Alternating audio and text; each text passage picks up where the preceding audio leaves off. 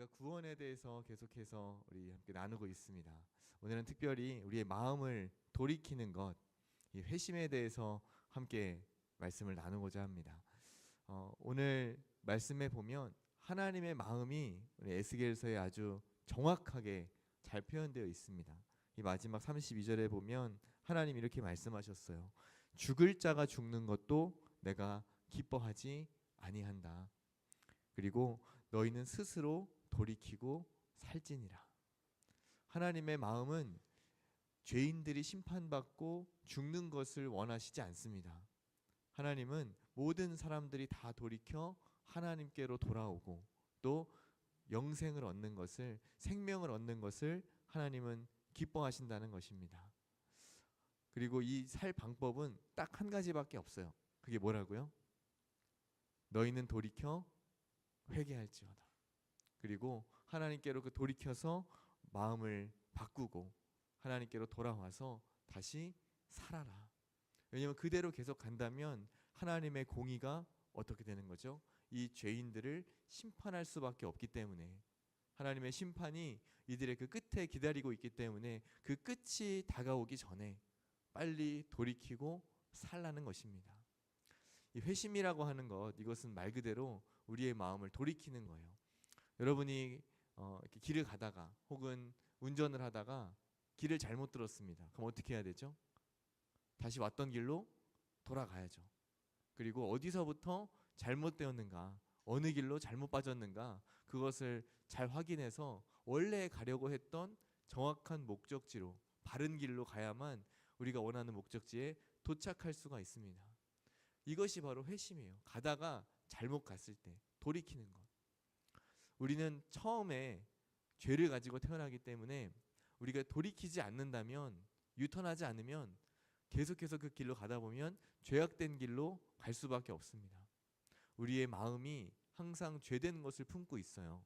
지난주도 제가 말씀했지만 우리의 마음속에 들어있는 것이 다 악한 것들이기 때문에 우리의 삶이 그냥 그대로 있다면, 하나님께로 돌이키지 않는다면, 말씀으로 계속해서 우리가 교정을 받지 않는다면 우리는 죄악된 길로 갈 수밖에 없다는 거예요. 그래서 거기서 빨리 돌이키고 하나님께로 돌아오라고 하는 것입니다. 하나님과 별로 관계가 없는 삶을 살다가 예수님을 알고는 있으나 또 교회를 오랫동안 다니기는 했지만 하나님을 우리의 지성과 감정과 의지로, 우리 인격적으로 하나님을 믿지 않고 하나님을 만나지 않고 하나님을 섬기지 않고 그렇게 살다가 하나님과 전혀 관계없는 그런 삶을 살다가 하나님께로 돌이키는 것, 이것이 바로 회심입니다. 오늘 지난주에 거듭남에 대해서 함께 나누었는데요, 물과 성령으로 거듭나는 사람은 다시 회심을 거칩니다. 이것이 뭐 시간적인 순서하고는 상관이 없고 논리적으로 그렇다는 거예요. 그때가 어느 때인지는 알 수 없습니다. 그러나 하나님께서 반드시 그의 마음을 돌이키시는 역사가 우리에게 있어요. 그래서 이러한 마음을 돌이키고 이제 하나님을 멀리했던 그 마음에서 하나님께 나아가고자 하는 것, 그렇게 우리의 생각과 우리의 삶의 방향을 완전히 바꾸는 것, 이것이 회심입니다. 그래서 이 회심은 소극적인 회심의 단계가 있고 적극적인 회심의 단계가 있어요. 소극적인 회심은 뭐냐면 이제 내가 잘못 갔다 하는 것을 인지하는 거예요. 그리고 그 자리에서 멈추는 겁니다. 이제 돌아가야지. 그리고 나서 어느 정도 돌이키는 거예요. 다시 잘못 왔던 길을 되돌아가는 거예요. 그게 소극적인 회심입니다. 그런데 여기서 끝나지 않고 적극적인 회심의 단계는 이제 내가 하나님을 향하여서 하나님께서 원하시는 삶을 살고 하나님의 말씀대로 하나님이 기뻐하시는 삶을 살겠다, 믿음으로 살겠습니다 하고 결단하고 그의 삶이 바뀌는 것, 이것이 적극적인 회심의 단계입니다. 그래서 이 회개라고 하는 것은, 이 회심이라고 하는 것은 이 두 가지가 다 붙어 있어요.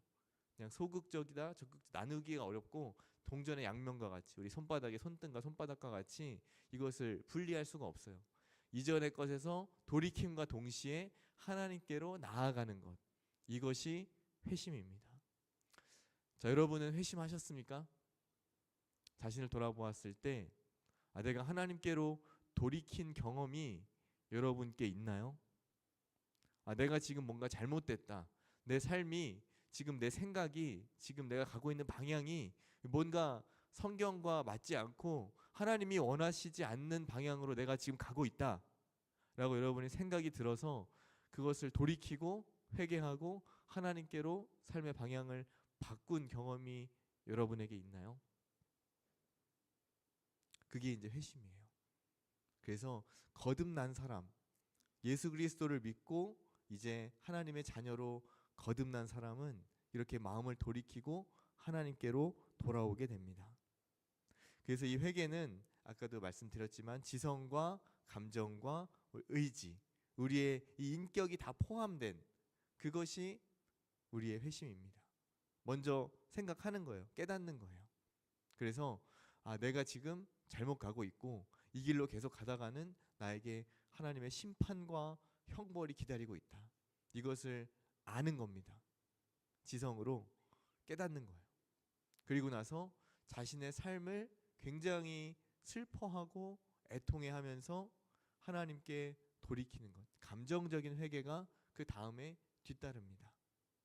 그래서 때때로 이렇게 감정이 이렇게 심하게 우리의 마음을 이렇게 격동시킬 때 눈물이 나기도 하고 엎드려 울기도 하고 거의 절규하듯이 하나님께 기도할 때도 있습니다. 왜냐하면 내 삶이, 내 상태가 지금 너무 비참하니까.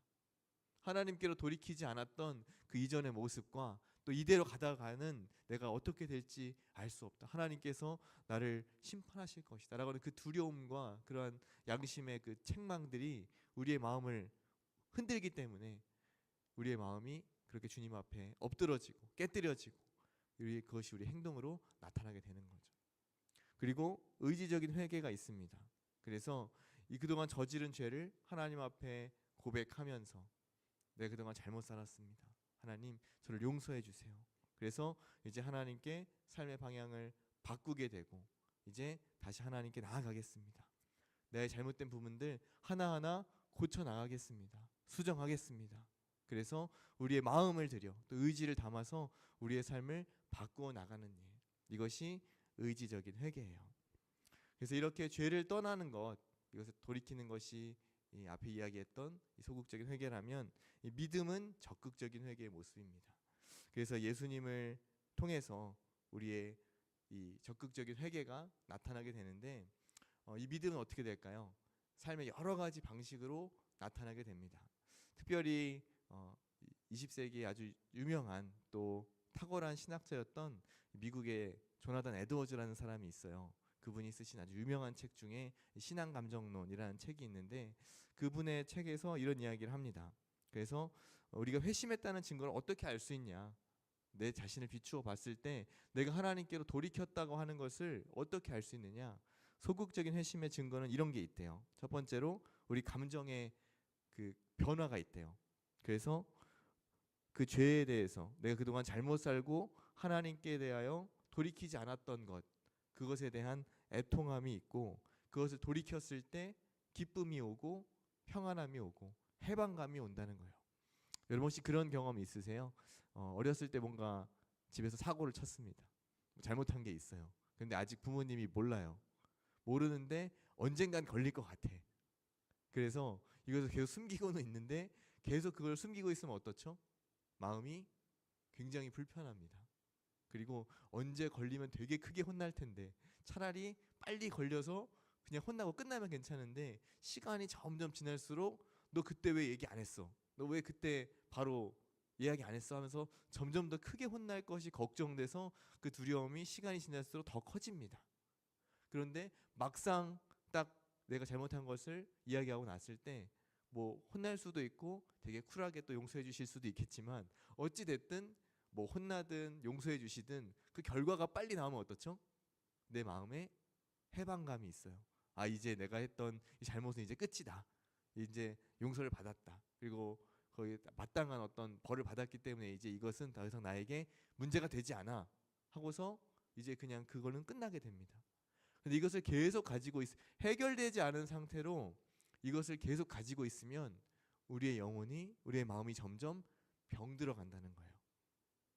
그래서 이러한 마음이, 이 감정이 우리에 대한 그런 것들이 변화가 있고, 또 한 가지는 몸의 격렬한 반응. 아까도 제가 말씀드렸지만 눈물이 막 난다든지 큰 소리를 지르거나 혹은 무릎을 꿇거나 엎드러질 수 있고, 여러 가지 몸의 반응들, 이 죄에 대한 그 회개와 애통에 대한 여러 가지 몸의 반응들이 우리 안에 나타납니다. 그리고 나서는 이제 그러면 내가 도대체 제대로 사는 것이 무엇인가? 신앙생활을 제대로 하려면, 하나님이 기뻐하시는 삶을 살려면 내가 어떻게 해야 되는가에 대한 궁금증과 관심이 생겨요. 이 믿음에 대한 관심, 그리고 하나님 말씀에 대한 관심이 생깁니다. 그리고 그렇게 해서 성경을 이렇게 쭉 찾아보다 보면, 읽다 보면 어느 날 갑자기 다 잊어먹고 있었는데 갑자기 성경 말씀이 떠오르기도 하고, 내가 어느 순간 위기의 순간에 혹은 어려움이 닥쳤을 때, 아 맞아, 하나님은 나의 보호자시다, 하나님은 나의 피할 산성이시다, 하나님은 나의 선한 목자이시다, 이런 말씀이 갑자기 생각날 때가 있고, 갑자기 구원의 확신이 막 흔들릴 때 영접하는 자, 그 이름을 믿는 자들에게는 하나님의 자녀가 되는 권세를 주신다고 했지, 갑자기 그 말씀이 딱 떠오를 때도 있고, 이런 하나님의 말씀이 삶 가운데 갑자기 이렇게 막 떠오를 때가 있어요. 그리고 내 생각대로 뜻대로 되지 않을 때 갑자기 잠언 16장 9절 말씀이 생각나면서 그럴 때가 있어요. 아 맞아, 사람은 계획이 다 있지만 결국 그 길을 인도하시는 분은 누구이시지? 하나님이시지 하면서 그 말씀이 생각날 때도 있고, 이렇게 말씀이 갑자기 떠오를 때가 있습니다. 그리고 예전에는 표현하는 것을 굉장히 부끄러워했는데, 이제 하나님 사랑에 대한 것을 말로써, 언어로서 표현할 수 있게 된다는 겁니다. 아 하나님, 저 하나님 사랑해요, 저 하나님 따라가고 싶어요, 저 주님 앞에 이렇게 죄를 지었습니다, 그렇지만 하나님 용서해 주세요, 그리고 저는 하나님 사랑해요. 마치 베드로가 예수님께 고백했던 것처럼, 베드로야 네가 나를 사랑하느냐? 예수님 질문하셨을 때 내가 주를 사랑하는 줄 주께서 아시나이다. 말로써, 우리의 언어로서 하나님 사랑과 또 이웃 사랑에 대한 것을 표현할 수 있게 된다는 거죠. 그리고 종교적인 행위와 의무의 실천들이 뒤따르게 됩니다. 예를 들면 주일날 예배 빠지면 안 되겠다. 그래서 예전에는 그냥 막 설렁설렁 다니고 한 달에 막 두세 번씩 빠지고, 중간에 뭐 일 있으면 가고, 오늘은 셀머니 빠져야지 하고서 도망가고, 그랬던 모습들이 이제 잘 지켜야지, 그 자리를 잘 지켜야지, 그리고 예배의 자리도 잘 지키고, 또 어떤 봉사의 자리가 있을 때 감당하게 되고, 또 하나님께서 정하신 여러 가지 이런 일들을 잘 지켜나가는 일, 이러한 계명들을 실천해 나가는 일. 그래, 거짓말하지 말아야지, 이웃들을 속이지 말아야지, 남의 거 빼앗지 말아야지, 우상 숭배하지 말아야지, 이런 실천들이 우리의 삶에 뒤따르게 됩니다. 오늘도 우리가 앞에 찬양을 열심히 했는데요, 여러분 우리 찬양을 기쁘게 또 아주 열정적으로 부를 수 있게 됩니다. 회심한 사람들은. 왜냐?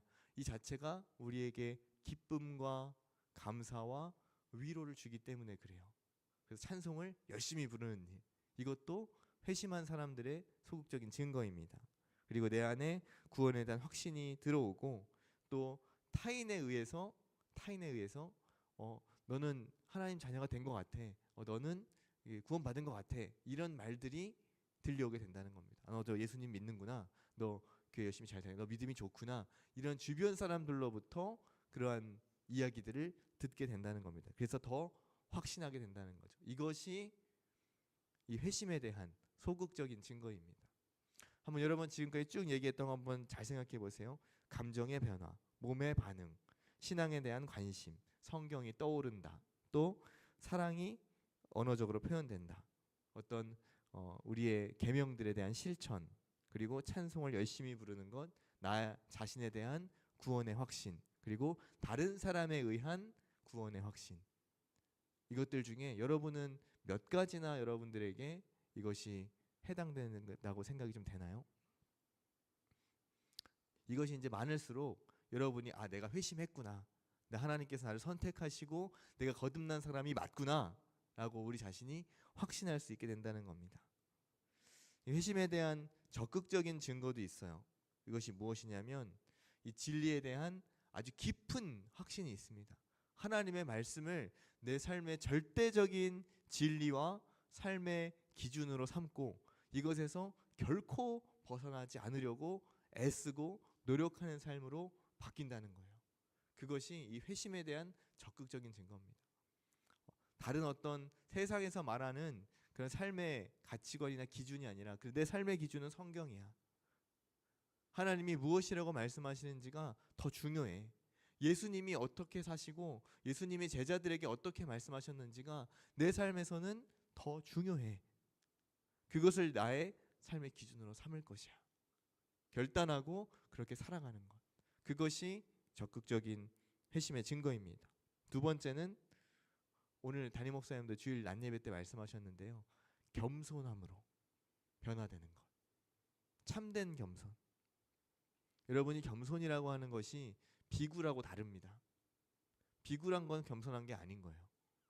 겸손하다고 하는 것은 무엇이냐면 내가 지식이 있고 내가 힘이 있고 내가 권력이 있고 내가 그것을 마땅히 할 수 있는 권리와 모든 권세가 다 있을 때 그럼에도 불구하고 나를 낮추는 거예요. 그것이 참된 겸손입니다. 내가 할 수 없기 때문에 저 그거 잘 못해요. 이건 겸손이 아니에요. 할 수 있는데 다른 사람에게 자리를 내어주기 위하여 또 더 잘하는 분이 하시면 좋죠 하고서 잠시 물러나는 일. 이게 겸손이라는 거예요. 앞에 나가서 한번 이렇게 딱 높은 자리에 앉으시죠 했을 때 저는 그럴 만한 사람이 아닙니다. 정말로 그럴 만한 사람이 아니어서가 아니라 겸손함으로 자신이 낮추는 일. 이게 참된 겸손입니다. 이 겸손의 그래서 왕이 누구시죠? 예수님이죠. 왜 예수님을 겸손의 왕이라고 부릅니까? 예수님이 겸손하세요? 네, 겸손하신 분이 그렇게 성전 들어가서 성을 다 둘러 엎으셨습니까? 다 깽판 치고 장사치들 다 내쫓고 그렇게 화내시고 막 하셨습니까? 그렇게 겸손하신 분이 대제사장 앞에 가가지고 그렇게 막 따지고 논쟁하고 막 반박하고 그렇게 하셨습니까? 예수님이 겸손하신 것은 잘못된 것에 무릎을 꿇는 것이 아니라 또 그런 힘과 권력에 눌리는 것이 아니라 예수님은 어떤 분이죠? 삼위일체 하나님으로서 모든 권세와 모든 능력과 모든 지혜를 가지신 분입니다. 가장 뛰어나신 분이에요. 가장 높으신 분이고 가장 영광스러운 분이 바로 예수님이에요. 그런데 그런 분이 우리를 구원하시기 위해서 가장 낮은 모습으로 가장 낮은 자리에 오셔서 가장 많이 섬기셨기 때문에 그래서 우리는 예수님을 겸손의 왕이라고 부르는 거예요. 예수님이 십자가에 달리시기 전에 잡히시던 그 밤에 제자들에게 뭐라고 말씀하셨습니까? 예수님을 붙잡으러 온 그 로마 군인들과 대제사장들과 그 종들이 왔을 때 베드로가 어떻게 했죠? 칼을 빼서 대제사장의 종이었던 말고의 귀를 이렇게 딱 잘라버렸습니다. 그랬더니 베드로야 너 그 칼 집어넣어라. 칼로 흥한 사람은 칼로 망하게 된다. 내가 지금 이 12군단 더 되는 천사들과 이 군대를 부르지 못해서 내가 지금 가만히 있는 줄 아느냐. 예수님이 힘이 없어서 부를 군대가 없어서 하나님이 이 로마 군인들을 다 이렇게 쓸어버릴 그런 능력이 없어서 그렇게 얌전히 붙잡히신 게 아니라는 거예요. 아버지 하나님의 뜻을 이루기 위하여 그 구원을 이루기 위해서는 십자가에서 죽으셔야만 했기 때문에 겸손하게 그 아버지의 뜻에 순종하신 겁니다. 그것이 참된 겸손이에요. 그래서 이 회심한 사람들, 이 사람들의 적극적인 증거는 우리 그리스도인들이 세상에 나아가서 또 우리 안에서 내가 충분히 차지하고 내가 누릴 그런 모습이 있음에도 불구하고 그 자리를 내어주고 오히려 더 낮은 자리에서 섬기는 겁니다. 그게 참된 겸손이에요. 우리 안에 겸손이 있으시기를 바랍니다. 여러분 안에 이런 참된 겸손의 모습들이 삶에서 많이 나타나시길 바래요. 우리 청년들 모두가 회심한 사람들로서 이런 삶의 모습들이 나타나기를 원합니다. 그래서 우리 안에는 그런 얘기 안 했으면 좋겠어요. 저는 개인적으로. 물론 이제 우리 대한민국이 유교 사회 문화가 아주 뿌리 깊게 자리 잡고 있기 때문에 뭐 나이라든지 이런 서열들을 무시할 수는 없지만 그렇다고 후배들 선배들 막 맘먹으라는 거 아닙니다. 네. 선배들을 잘 이렇게 존중하고 이렇게 대접해 주되 또 선배들 내가 나이 많다고 해서 야 막내 뭐 하냐 하면서 막 이것저것 심부름 시키고 그런 모습 보이지 않았으면 좋겠어요. 교회는 그런 곳이 아닙니다. 직분을 받을수록 더 낮아지고 무언가 맡을수록 더 낮아져야 되는 것이, 겸손해져야 되는 곳이 바로 교회입니다. 그래서 지금 제가 높은 단 위에서 지금 설교를 하고 있지만 이 단에 높은 자리에 있다고 해서 제가 여러분보다 결코 높은 사람이 아니에요. 그냥 여기 밑에 내려가 있으면 잘 안 보이니까 여러분의 시야를 좀 확보하기 위해서 제가 높은 자리에 있을 뿐이지, 뭐 여기 밑에 내려가서 설교한다고 말씀의 힘이 떨어집니까? 그런 거 전혀 아니죠. 저는 이 자리에서 제가 제일 낮은 사람, 제일 많이 섬겨야 될 사람이라고 생각합니다. 그리고 정말로 그렇게 할 수 있도록 여러분 기도해 주시고 저도 그렇게 노력하고 애쓰겠습니다. 여러분이 이 자리에 리더들이 있다면 여러분이 먼저 섬기세요. 그것이 리더의 위치입니다. 내가 리더니까 내 말 다 들어, 이렇게 하는 것이, 군림하는 것은 그리스도인의 리더가 아니에요. 크리스찬은 낮은 모습으로 섬기고 또 배려하고 자신을 낮출 때에 거기서 참된 리더십이 나옵니다. 그래서 여러분 안에 이러한 모습들이 많이 증거로 나타나시길 바라고, 또 세 번째 적극적인 증거는 우리의 성품에 대한 변화입니다. 내 성품이 변화되는 거예요. 성령 하나님께서 내 안에 계시기 때문에 그 성령님께서 나의 모난 부분을 다듬으시고 나의 거친 성격을 바꾸어 주시고 예수님 닮은 모습으로 점점점 변화시켜 가시는 거예요. 이것들이 나타나는 사람은 아, 이 사람이 회심한 사람이구나, 이 사람이 예수님 믿는구나, 이 사람이 신앙의 사람이구나, 그렇게 우리가 볼 수 있다는 겁니다. 이것이 빠르게 나타나는 사람도 있고 단시간에 급격하게 변화된 사람도 있고 긴 시간 동안 서서히 변화되는 사람도 있습니다. 속도와 정도의 차이는 있어요. 그렇지만 변화되는 모습 자체가 없다면 이분의 신앙은 아직 어린아이 수준이다 라고 생각해 볼 수가 있습니다. 회심한 사람들은 자신을 계속해서 돌아보고 자기를 돌아보고 자기를 반성하고 성찰하면서 오늘 나는 예수님을 닮은 삶을 살았는가? 오늘 나의 성품은 어떤 점에서 예수님을 닮아갔는가? 나는 얼만큼 오늘 변화되었는가? 매일매일 우리 자신을 돌아보는 것이에요.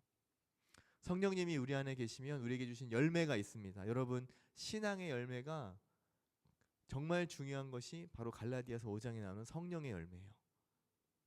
여러분, 성령의 열매 9가지 열매 다 암송하실 수 있나요? 네, 우리 주일학교 선생님들은 외우시면 좋을 것 같아요. 아이들한테 야 이거 9가지 열매 이거야 하면서 이렇게 딱 한번 얘기해 주시면 오 됩니다. 꼭 암송하셔야 돼요. 네, 성령의 열매는 무엇이죠?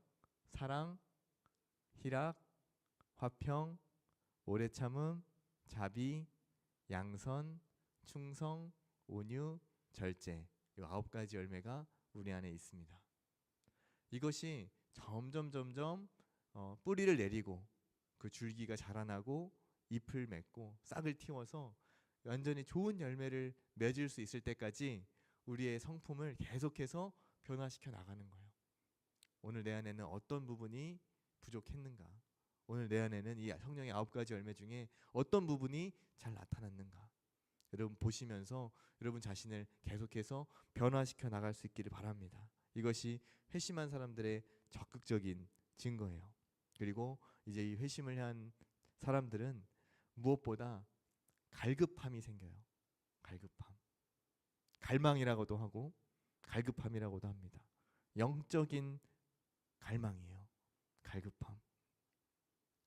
이것이 우리 안에 없다면 아, 내가 지금 뭔가 신앙이 조금 병들어가고 있구나, 혹은 내가 지금 잠깐 정체되어 있구나, 내가 지금 앞으로 나가지 못하고 있구나, 그렇게 여러분 자신을 진단해 보시면 되겠어요. 뭔가 내가 더 성장하고 싶은 욕구가 없고 내가 하나님을 더 알고자 하는 갈망이 없고 오늘 예배 가운데 하나님의 어떤 임재를 내가 기대할 것인가? 오늘 찬양 가운데 나 하나님 뜨겁게 만나고 싶다. 오늘 말씀 가운데 하나님이 내게 어떤 말씀을 주실까? 여러분의 기대함과 갈망함과 그러한 갈급함이 없다면 여러분이 내가 지금 정체되어 있구나 생각하시면 돼요. 일상을 살아가면서도 매일같이 여러분 하나님의 말씀을 사모하는 그 갈망함이 우리 안에 있어야 합니다. 그냥 바쁘게 지나가기가 쉽지만 여러분이 학업을 하면서 또 직장생활 하면서 그 가운데 오늘 하나님 나에게 어떤 말씀을 주실까요? 오늘 일상을 통해서 오늘의 삶을 통해서 하나님 나에게 무엇을 깨닫게 해주실까요? 저 오늘 이 일상 가운데 하나님을 만나고 싶습니다. 오늘 이 일상 가운데 하나님의 영광이 나를 통해 드러나기를 원합니다. 그렇게 갈망함과 기대감으로 매일매일을 살아가는 것이 우리 그리스도인들, 회심한 사람들의 증거라는 거예요. 이것이 없으면 우리의 신앙이 굉장히 메말라집니다. 드라이해져요. 우리 지난 겨울 수련회 잘 갔다 왔는데 우리 수련회 때 여러분 다 이렇게 막 뛰면서 찬양하고 막 난리 났잖아요. 근데 오늘 되게 얌전하시더라고요. 왜 그래요? 분위기에 취해서 뛰는 겁니까?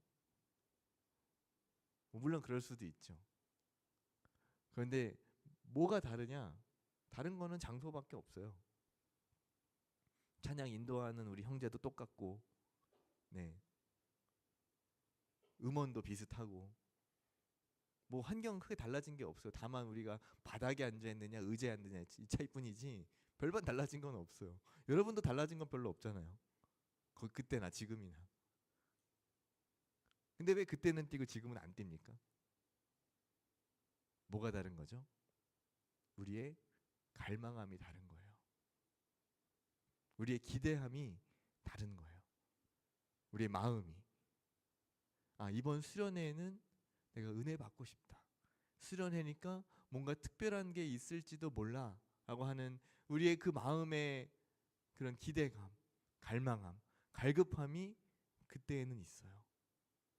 근데 주일은 매주일 드리는 주일 예배지 하고서 바쁘게 이렇게 주일 사역하고 또 우리 교사 봉사하고 또 찬양대 하고 각 곳에서 이렇게 봉사하시다가 지친 몸을 이끌고 이 자리에 오면 찬양할 힘이 없다, 잠시 쉬고 싶다 하고 앉아있을 가능성이 높다는 거죠. 그러나 여러분 기대하십시오. 매 시간 매 순간 하나님께서 나의 삶에 어떻게 역사하실지 그것은 아무도 모르는 일입니다. 매일의 삶을, 여러분의 매일의 일상을 기대하면서 하나님을 갈망하면서 그렇게 회심한 사람답게 매일의 삶을 살아가실 수 있기를 바라요. 이러한 회심의 적극적인 증거, 또 앞에 이야기한 소극적인 증거들, 이것들이 우리의 삶에, 우리 청년들의 삶에 날마다 나타날 수 있기를 바랍니다. 그래서 우리가 정말 구원받은 성도답게 매일의 삶에서 승리해 나가는 우리 모든 청년들 다 되시기를 바랍니다. 함께 기도하겠습니다. 이 시간 기도하실 때 이렇게 기도하시면 좋겠어요. 우리에게 개인의 회심도 필요합니다. 여러분 각자가 하나님을 만나고 하나님을 인격적으로 경험하는 이 개인적인 회심도 우리에게 필요해요. 그런데 지금 이 시대에는 개인적인 회심뿐만 아니라 공동체에 부어지는 회심도 필요합니다. 어느 특정 지역과 공동체에 집중적으로 이런 회심이 일어나는 것, 우리는 그것을 부흥이라고 부릅니다. 하나님께로부터 떠났던 영혼들이 다시 하나님께로 돌아오는 일, 다시 회복하는 일, 그것이 필요합니다. 그것이 하나님의 마음이기 때문이에요. 나는 죽을 자가 죽는 것도 기뻐하지 아니한다. 너희는 돌이키고 살지니라. 하나님, 내 영혼이 주 앞에 돌이키길 원합니다. 우리 청년부가 주 앞에 돌이키기를 원합니다.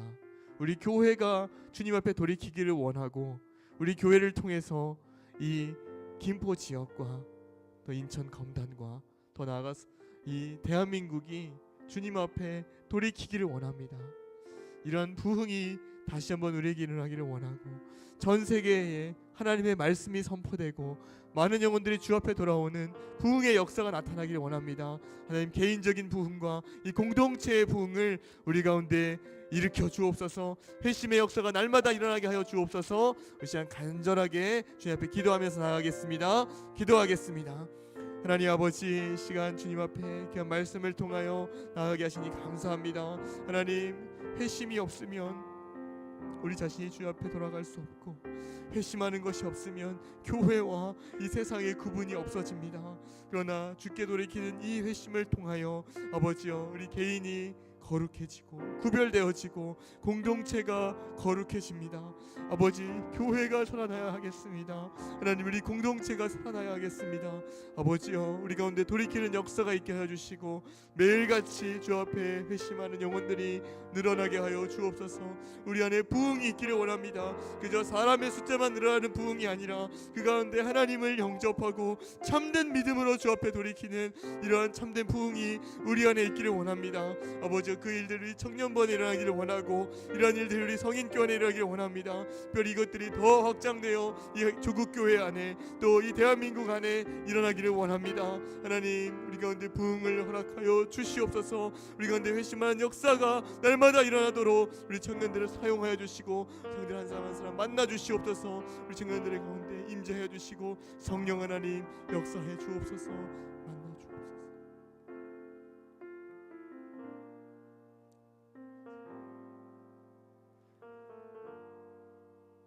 사랑과 긍휼이 풍성하신 하나님 아버지,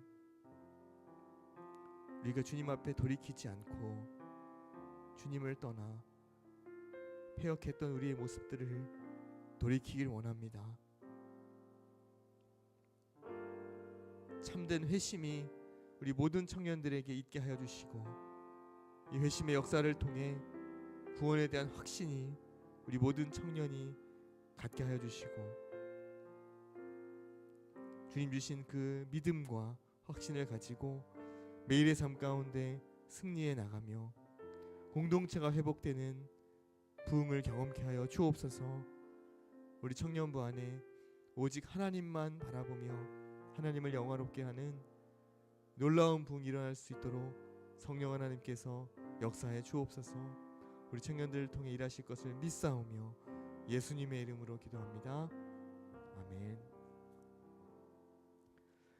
이제는 우리 주 예수 그리스도의 은혜와 하나님 아버지의 무한하신 사랑과 성령 하나님의 교통하심이 하나님께로 우리의 마음을 돌이키고 날마다 주 안에 살며 주님 주신 영생의 복을 날마다 누리고자 결단하는 우리 모든 청년들에게, 함께 예배하는 모든 성도들에게 이제로부터 영원토록 함께 있을지어다.